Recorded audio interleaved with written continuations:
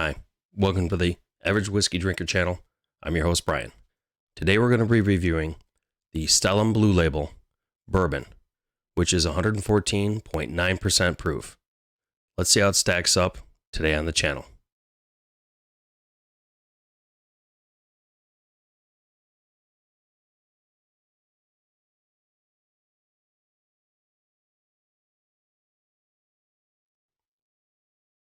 So today on the channel, we're going to be reviewing the Stellum Bourbon.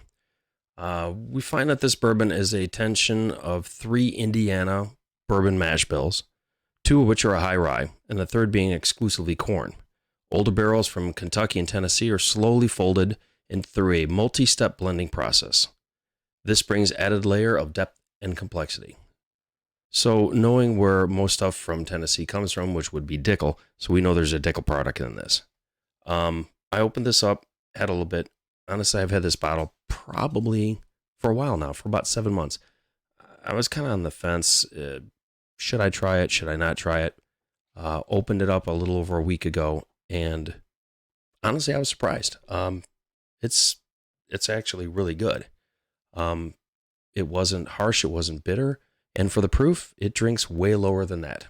So let's get into the nosing.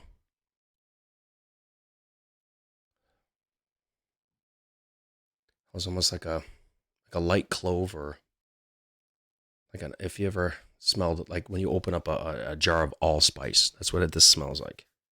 A little bit of barrel char, a little bit of oak and vanilla. But overall, I mean, it's not bad. It has a little bit of a fruity note, almost like an apple, but it's actually really good, surprisingly. So for a bunch of blends, basically Indiana, Kentucky, and Tennessee, it actually smells really, really good.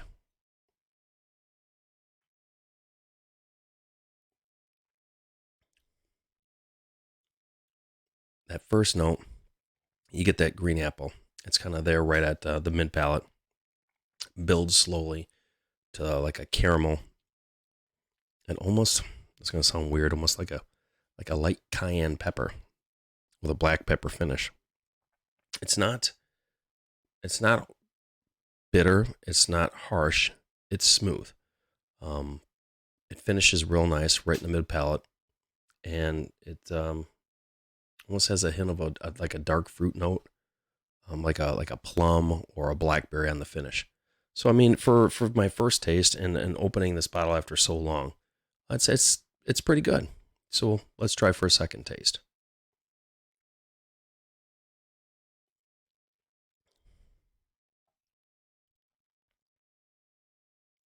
The second taste has more of like an apricot, like if you've ever had like a dried apricot, that kind of finish right there.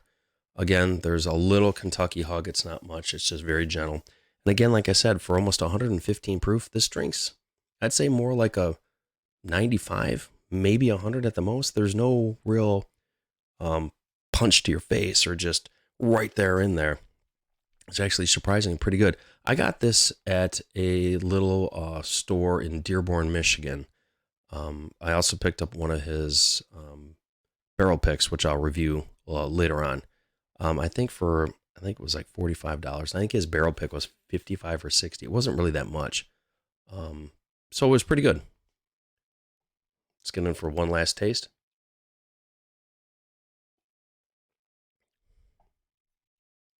Yeah, that dried apricot.